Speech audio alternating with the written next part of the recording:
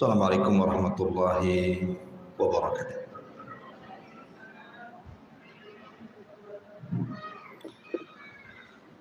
Alhamdulillah wassalatu wassalamu ala Rasulillah wa ala alihi wa sahbihi wa mawalah wa la hawla wa la quwata illa billahi wa ba'd. Alhamdulillah, di pagi hari ini kita bisa duduk untuk bertalabul ilmi dan kajian di pagi hari ini meneruskan kajian Arba'in Nawawi dan kita masuk pada hadis ke-23. Kita baca hadisnya dulu.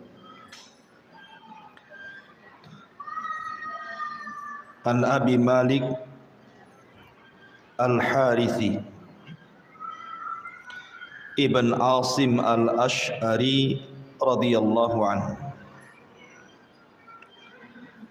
qala Rasulullah sallallahu alaihi wasallam at-tuhuru syatrul imani walhamdulillah tamla'ul mizan wa subhanallah walhamdulillah tamla'ani aw tamla'u ma bainas sama'i wal ardi was-salatu nurun was-sadaqatu burhanun was-sabru diya'un wal Qur'an hujjatun laka aw 'alaika kullu nas yaghdu fabai'un nafsah famu'tikuha aw mubikuha. Rawahu Muslim. Dari Abi Malik Al-Harithi Ibn Asim Al-Ash'ari radhiyallahu anhu. Abi Malik ini termasuk dari orang-orang Ansar, dan dia seorang Ash'ari, artinya dari kabilah yang berasal dari Yaman. Dan kabilah Ash'ari berasal dari Yaman itu terkenal bacaan Al-Qur'annya. Sampai-sampai Nabi SAW kalau dalam pertempuran dan di malam hari apabila melewati pasukan perang, maka Nabi selalu mengatakan inni a'lamu aina maudi al-ash'ariyin. Aku tahu di mana letak istirahatnya pasukan dari kabilah Ash'ari. Kenapa Nabi SAW mengetahui padahal malam-malam dan tidak kelihatan? Karena kebiasaan sahabat dari kabilah Ash'ariyin kalau malam senantiasa salat malam dan mengeraskan bacaan Qur'annya, dan punya suara khusus, keindahan suara yang luar biasa kabilah Ash'ariyin. Salah satu sahabat yang dipuji karena bacaan Qur'annya adalah Abu Musa. Abu Musa itu dari Ash'ari. Sampai-sampai Nabi SAW mengatakan suaramu seperti suara taranumnya Daud ketika membaca Zabur. Intinya kabilah Ash'ari ini memang terkenal bacaan Qur'annya. Lah Abi Malik Al-Harith ini dia seorang Yamani, orang Yaman, kabilahnya Ash'ari, dan dia meriwayatkan hadis dari Nabi SAW sebanyak 27 hadis yang sampai kepada kita. Dan beliau meninggal di zaman kekhilafahan Umar ibn al-Khattab radhiyallahu anhu. Itu biografi sedikit dari Abi Malik Al-Harith ibn Asim Al-Ash'ari radhiyallahu anhu. Taib. Beliau mengatakan, aku mendengar Nabi SAW bersabda, at-tuhuru syatrul iman, bahwa bersuci itu separuh daripada iman.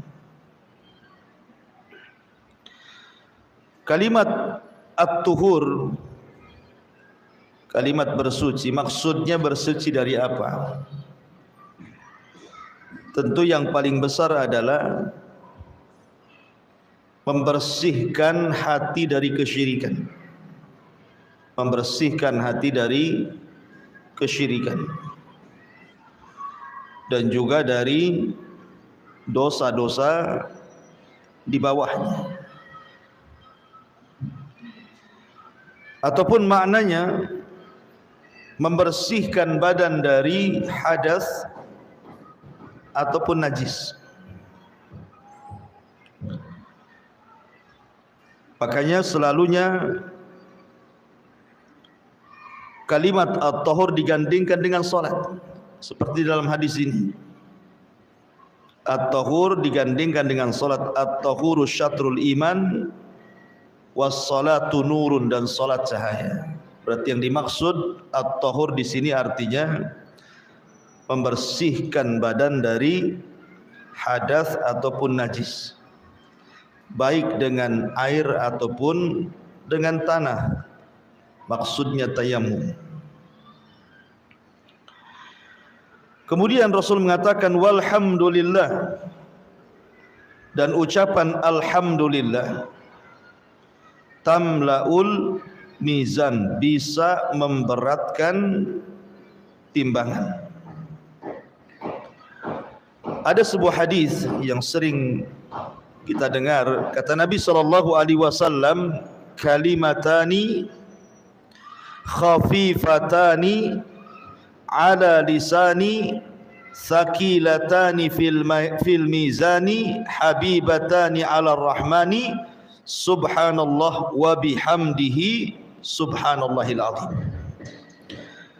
Kata Nabi SAW, dua kalimat ringan di lisan, berat dalam timbangan, dicintai Ar-Rahman, subhanallah wa bihamdihi subhanallahil azim.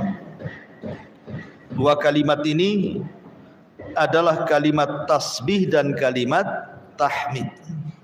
Seperti di sini, walhamdulillah artinya kalimat tahmid, tamlaul mizan, memberatkan timbangan. Wa subhanallah walhamdulillah tamla'ani ma bainas sama'i wal ardi. Dan kalimat tasbih subhanallah dan alhamdulillah bisa memenuhi antara langit dan bumi, artinya memenuhi timbangan. Dan ini menunjukkan keutamaan zikir dengan memperbanyak tasbih dan juga tahmid. Dan zikir itu ibadah yang paling ringan, tetapi besar pahalanya. Kenapa paling ringan? Karena zikir ini tidak seperti ibadah yang lain. Tidak terikat waktu, tidak terikat tempat, tidak harus mengeluarkan tenaga, tidak pula harus mengeluarkan biaya. Bisa dilakukan anak kecil, bisa dilakukan orang remaja, bisa dilakukan orang dewasa, bisa dilakukan orang tua, laki-laki dan wanita. Tidak harus kemudian ditentukan oleh tempat ataupun waktu yang mengikatnya. Kapanpun zikir itu bisa dilakukan. Ibu bisa zikir sambil jalan, ibu bisa zikir sambil ke pasar, ibu bisa zikir sambil masak, ibu bisa zikir sambil tidur. Jadi zikir itu ibadah ringan sebenarnya. Dan ibadah kapan saja bisa dilakukan, tetapi demikian pahalanya besar. Salah satunya adalah bisa memberatkan timbangan. Kemudian adapun tasbih dengan tahmid, bedanya apa tasbih dengan tahmid itu? Kalau tasbih itu membersihkan segala sifat-sifat yang kurang bagi Allah. Tetapi kalau tahmid menetapkan sifat-sifat yang terpuji bagi Allah. Jadi kebalikannya. Kalau tasbih membersihkan Allah dari sifat-sifat yang mengurangi hak Allah Subhanahu wa taala. Kalau tahmid sebaliknya menetapkan sifat-sifat yang terpuji dan sempurna bagi Allah Subhanahu wa taala. Kemudian kata Nabi sallallahu alaihi wasallam, as-salatu nurun. Salat itu cahaya. Was-sadaqatu burhanun. Sedekah itu bukti. Was-sabru dhiyaun. Dan sabar itu cahaya yang sangat terang. Di sini ada kalimat nurun, burhanun, dhiyaun. Ini sebenarnya tiga kata ini semua bicara tentang cahaya. Jadi arti nur ya cahaya, burhan juga cahaya, dhiya juga cahaya. Lalu apa bedanya tiga cahaya ini? Kalau nur itu cahaya tetapi membawa ketenangan, itu disebut nur. Cahayanya membawa ketenangan. Tetapi kalau dia itu cahayanya membawa rasa panas. Makanya cahaya matahari dengan cahaya bulan itu beda. Kalau cahaya matahari disebut dia, kalau cahaya bulan disebut nur. Dan itu sebagaimana Allah mengatakan wa ja'ala syamsa diya'an wal qamara nurun. Wal qamara nurun. Di sini Allah mengatakan wa ja'ala syamsa diya'an, dan Allah jadikan matahari itu cahayanya dia. Dan Allah jadikan bulan itu cahayanya nur. Apa bedanya cahaya bulan dengan matahari, Bu? Kalau cahaya bulan tidak ada rasa panas, tenang kita ini kan. Kalau berjalan di malam hari sedang bulan purnama, nyantai saja kita jalan kan, tidak perlu bawa payung untuk supaya membentengi cahaya bulan dengan kita. Yang ada kita menikmati dengan cahaya itu. Itulah sholat. Cahayanya itu membawa ketenangan seperti cahaya bulan.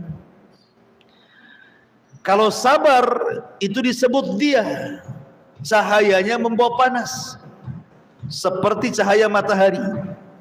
Kalau seandainya ibu siang-siang itu ya ada matahari terik, kemudian kita berjemur itu terasa panas. Bahkan ada orang yang tidak sanggup sehingga harus pakai payung untuk membentengi dia dan cahaya matahari. Artinya kenapa sabar itu diibaratkan cahaya matahari? Karena sabar itu perlu adanya ta'ab. Harus adanya pengorbanan. Susah, sedih, capek gitu ya. Makanya cahayanya seperti cahaya matahari. Tetapi kalau burhan itu hasil daripada cahaya matahari. Tidak harus kemudian kita berpanas-panasan. Seperti umpamanya kita berada di sebuah rumah tanpa ada listrik, tetapi cahaya mataharinya sampai ke rumah kita. Itu disebut burhan. Itu secara bahasa ya. Tetapi di sini yang dimaksud as-salatu nurun, salat itu cahaya, maknanya apa? Salat itu cahaya yang menerangi jiwa manusia, dan dengan cahaya itu manusia tidak disesatkan dalam perjalanan dunianya. Jadi cahaya di sini maksudnya hidayah. Tidak akan tersesat kalau orang salat itu berjalan di dunia, karena ada cahaya yang menuntunnya. Dan biasanya orang yang sholat itu ada cahaya di wajahnya. Dan orang yang tidak sholat itu suram biasanya wajahnya. Bukan hanya di dunia, sholat itu juga akan menerangi kuburannya. Jadi as-salatu nur, bahwa sholat itu cahaya. Maksudnya cahaya juga inda qabri. Ketika dia masuk ke dalam kubur, maka kuburnya akan terang dan bercahaya. Bukan hanya itu saja as-salatu nur, cahaya di sini maksudnya juga cahaya yang bisa menerangi saat kita menyeberangi titian siratal mustaqim. Maka nanti kita akan diberikan cahaya untuk menyeberangi titian itu. Semakin banyak salat di dunia, maka semakin besar cahayanya untuk modal menyeberangi titian siratal mustaqim. Itulah yang dimaksud as-salatu nur, salat itu cahaya. Kemudian was-sadaqatu burhan. Sedekah itu bukti. Sedekah itu adalah bukti keimanan. Artinya orang kalau bakhil, tidak mau bersedekah, dipertanyakan imannya. Karena itu bukti masalahnya. Kayak orang ngaku-ngaku gitu ya, kan harus ada buktinya. Kalau seseorang ngaku-ngaku beriman, kalau tidak bersedekah berarti belum terbukti. Dan sedekah ini adalah amalan yang sangat agung, sampai-sampai orang yang mati ingin dihidupkan kembali hanya ingin bersedekah. Laula akhartani ila ajalin qarib la asaddaqa wa akum minas salihin. Kalaulah Allah hidupkan aku walaupun sesaat, tentu aku akan bersedekah. Kenapa demikian? Karena orang yang meninggal ketika dikubur itu kan diikuti 3 perkara. Pertama keluarganya, yang kedua hartanya, yang ketiga amalannya.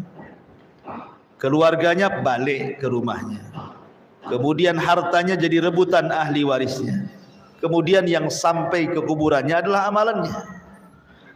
Makanya kenapa kemudian orang yang dikubur itu ingin hidup itu kalau bisa semua harta yang jadi rebutan ahli waris itu disedekahkan menjadi sebuah amal, karena hanya itu yang bisa masuk ke kuburannya.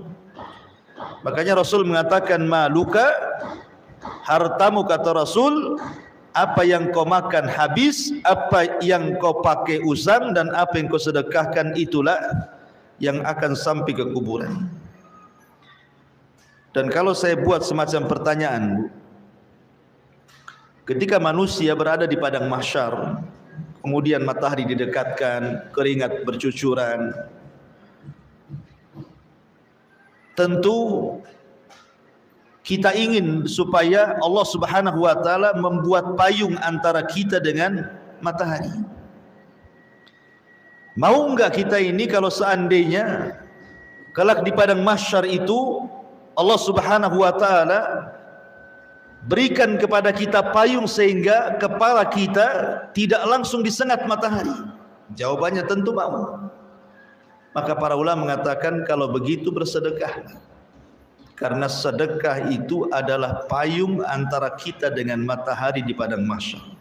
Mana dalilnya? Sab'atun yudhilluhumullahu fi dhillihi yauma la dhilla illa dhilluh. Ada 7 kelompok yang tidak akan tersentuh sengatnya matahari, karena dia mendapatkan naungan di hari yang tidak ada naungan kecuali naungan Allah. Salah satunya rajulun tasaddaqa, seorang laki-laki yang bersedekah. Dengan tangan kanannya, tangan kirinya pula tatang. Ma'asyiral muslimat yang dimuliakan Allah Azza wa Jalla. Kalau ada orang yang bertanya, orang ini banyak masalah, masalahnya banyak sekali. Terkadang ada masalah itu tidak tahu penyebabnya, tahu-tahu ada saja masalah itu. Dan masalahnya tidak berhenti terus menerus. Kalau seandainya dikatakan kepada dia, mau enggak Allah Subhanahu wa taala selesaikan masalahmu? Allah mudahkan setiap urusan, Allah angkat setiap masalah, pasti jawabannya mau. Maka jawabannya bersedekah. Karena Rasul mengatakan, sesungguhnya innal abda fi aunillah, sesungguhnya seorang hamba itu berada pada pertolongan Allah. Makanal abdu fi auni akhi, selama dia menolong saudaranya, artinya dengan sedekah. Jadi orang yang bersedekah itu ditolong Allah Subhanahu wa taala, sehingga setiap kesulitannya pasti akan terurai dan akan ada jalan keluar. Bahkan ada sebuah hadis yang bagus sekali, kata Rasul, Sana'iul ma'ruf taki masari as-su. Sana'iul ma'ruf taki masari as-su. Sana'iul ma'ruf artinya perbuatan-perbuatan yang baik, bersedekah, menolong, itu bisa taki, melindungi masari as-su. Masari as-su itu artinya setiap perkara yang Rasul sallallahu alaihi wasallam berlindung darinya. Seperti umpamanya orang meninggal karena tenggelam, orang meninggal karena terkena reruntuhan, orang yang meninggal karena jatuh dari ketinggian, ataupun meninggal su'ul khatimah. Maka orang yang suka bersedekah, baik sedekah dengan hartanya, sedekah dengan waktunya, sedekah dengan tenaganya, sedekah menolong orang lain dengan tenaganya, maka dia akan dilindungi dari kematian-kematian seperti ini. Dia tidak akan mati tenggelam, dia tidak akan mati tertimpa reruntuhan, dia tidak akan mati jatuh dari ketinggian, ataupun dia tidak akan mati dalam kondisi su'ul khatimah. Tidak akan mati dalam kondisi su'ul khatimah, buruk kematiannya. Tidak mungkin orang yang suka bersedekah itu, karena taki masari as-su. Karena sedekah itu bisa melindungi dari kematian su'ul khatimah. Kan luar biasa.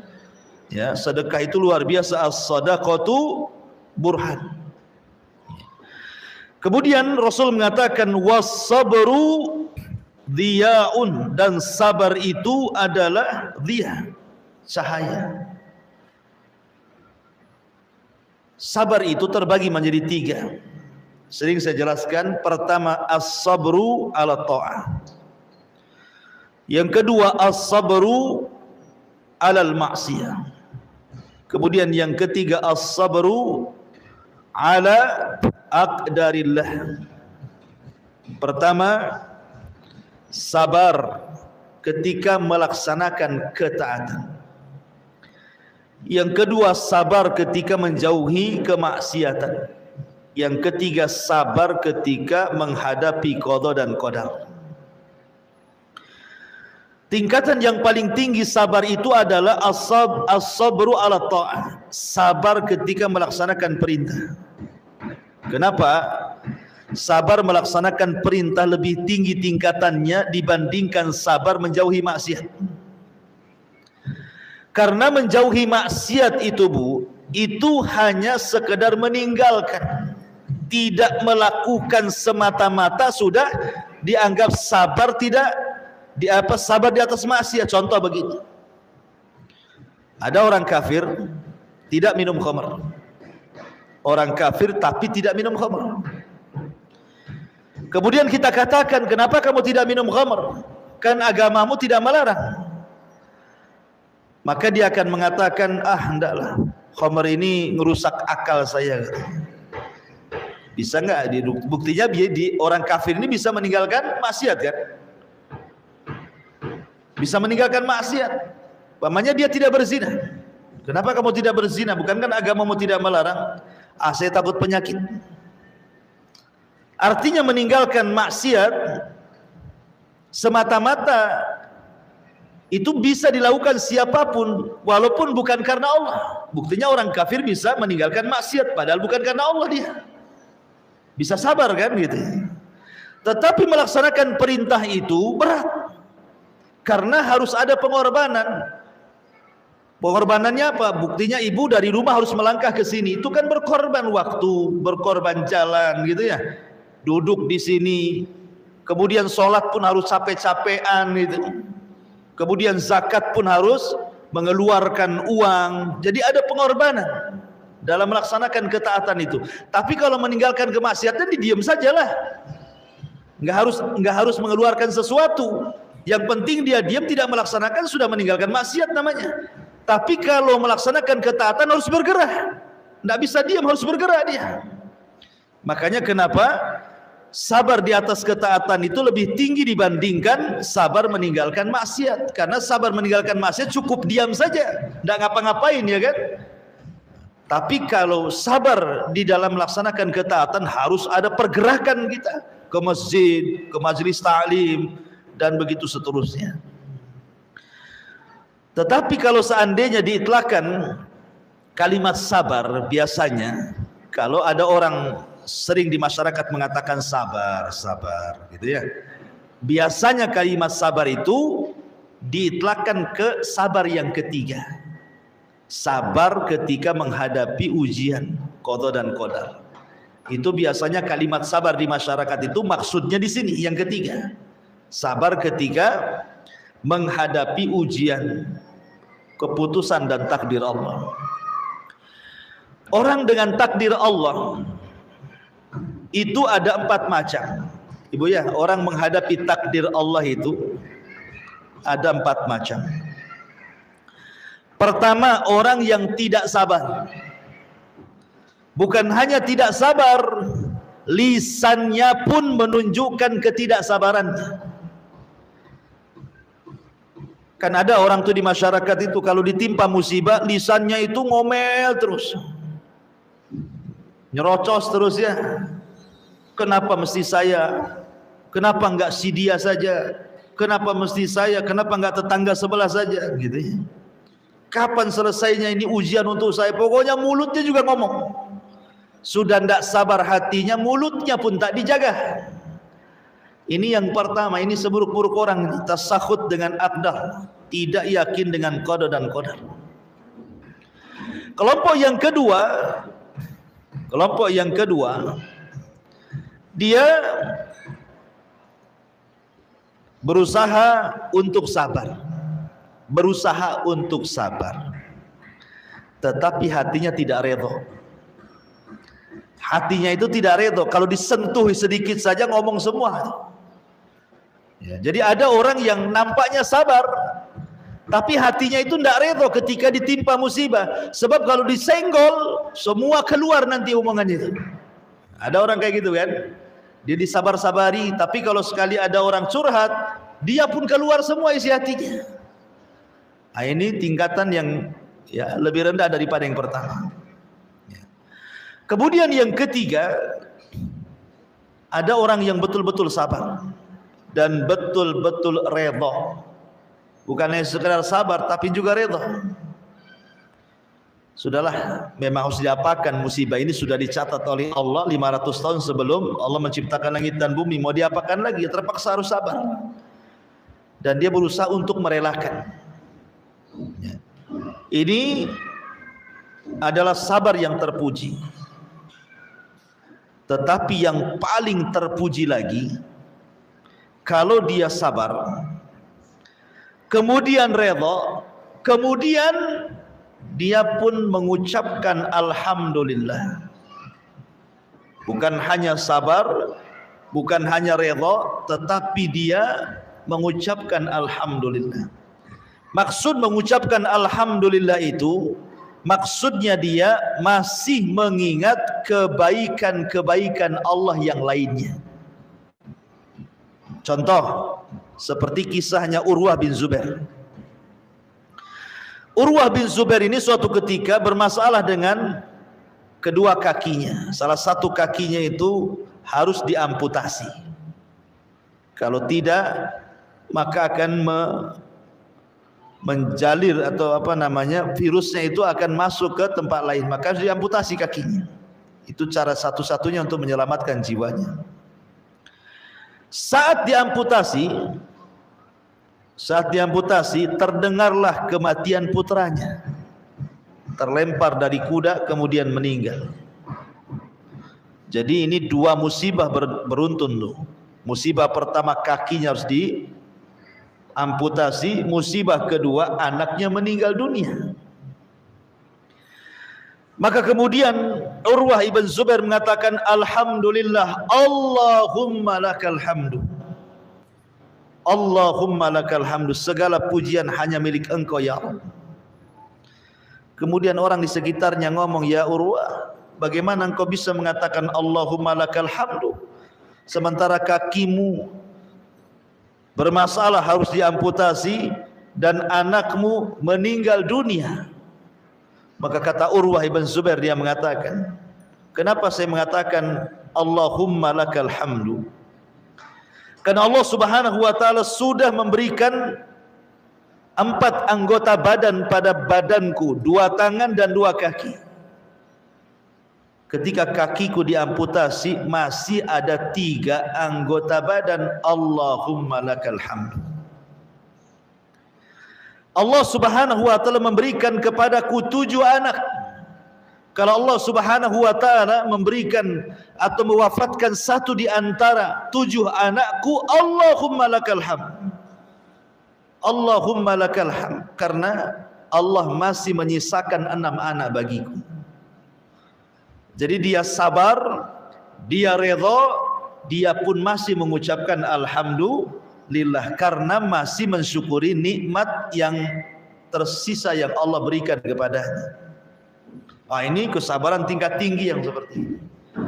Karena biasanya yang keempat ini agak sulit nih. Ya kan? Pamannya rumah kecurian, berangkasnya digondol maling. Wah, itu langsung guling-guling, Bu. Ya, bukan hanya bantal guling saja, orangnya saya guling-guling. Ya bayangkan kan? Kayaknya kiamat. Jerit-jerit, oh teriak-teriak. Padahal rumahnya nggak dicuri. Rumahnya masih besar. Masih ada lah dia bernaung di situ. Mobilnya masih ada. Tanahnya masih luas. Kontrakannya masih ada. Cuman yang hilang berangkas saja. Kadang-kadang sudah lupa bahwa nikmat yang lain masih ada, itu sudah lupa gitu. Ah, itu masih terlalu besar lah contohnya. Hilang dompet banyak kan. Itu aja udah kayak kiamat itu. Jadi ada orang-orang yang kadang-kadang melupakan nikmat Allah yang lainnya. Makanya tingkatan sabar yang paling tinggi tentang takdir itu yang keempat. Dia bisa sabar, dia bisa redha, dia bisa memuji nikmat yang tersisa gitu. Ini luar biasa nih kalau sudah tingkatan sabar yang keempat ini. Kemudian Rasul mengatakan wal Qur'anu hujjatun laka au 'alaika. Dan Al-Qur'an itu bisa menjadi hujah bagimu atau sebaliknya bisa mencelakakan. Kemudian Rasul menutup kullun nasi yaghdu fabai'u nafsah famu'tikuha au mubikuha. Setiap manusia keluar dari rumahnya untuk menjual dirinya. Ada yang famu'tikuha, ada yang kemudian dia jual dirinya dengan ketaatan, dengan mendekatkan diri kepada Allah Azza wa Jalla, beruntunglah dia. Tetapi ada juga aumu bikwa, justru dia menjual dirinya dengan kemaksiatan, maka rugilah dia. Qad aflaha man tazakka wa qad khaba man dassaha. Ada orang yang beruntung, ada orang yang tidak beruntung. Makanya kenapa ketika Allah Subhanahu wa taala berfirman inna sa'yakum lasyatta, inna sa'yakum lasyatta, fa amma man a'ta wattaqa wa saddaqa bil husna fasanuyassiruhu lil yusra wa amma man bakhila wastaghna wa kadzdzaba bil husna fasanuyassiruhu lil usra. Inna sa'yakum lasyatta, sesungguhnya usaha kalian itu kan berbeda-beda. Ada yang keluar dari rumahnya dia jual dirinya untuk ketaatan, ada yang keluar rumahnya menjual diri di atas kemaksiatannya. Itulah manusia. Ya, macam-macam gitu ya. Orang keluar rumah itu kan macam-macam. Ada yang keluar rumah itu ya memang betul-betul datang ke pengajian. Berarti dia jual dirinya kepada ketaatan. Ada yang keluar rumah itu memang sengaja datang ke tetangga untuk menggelar gibah gitu ya. Pengajian juga, cuman beda pengajiannya. Pengajian gibah ya. Yang ngobrol tetangganya, itu kan beda. Tak sama-sama keluar dari rumah tuh. Ya. Makanya kemudian di sini Allah Subhanahu wa taala mengatakan barang siapa yang dia suka memberi, bertakwa, kemudian yakin dengan sorga, maka Allah mudahkan perjalanan hidupnya. Tapi siapa yang bakhil, merasa cukup, tidak yakin dengan sorga, Allah persulit jalan hidupnya. Artinya manusia itu macam-macam bentuknya di dunia ini. Famu'tikuha au mubikuha. Ada yang menyelamatkan dirinya, ada yang menghancurkan dirinya. Oleh karena itulah maka kembalilah kepada asal daripada ciptaan Allah, wa ma khalaqtul jinna wal insa illa liya'budun. Tidaklah aku ciptakan jin dan manusia kecuali untuk beribadah kepada Allah Subhanahu wa taala. Wallahu alam, ini di antara penjelasan singkat dari hadis Arba'in yang ke-23. Baik, kita buat tanya jawab saja, silakan.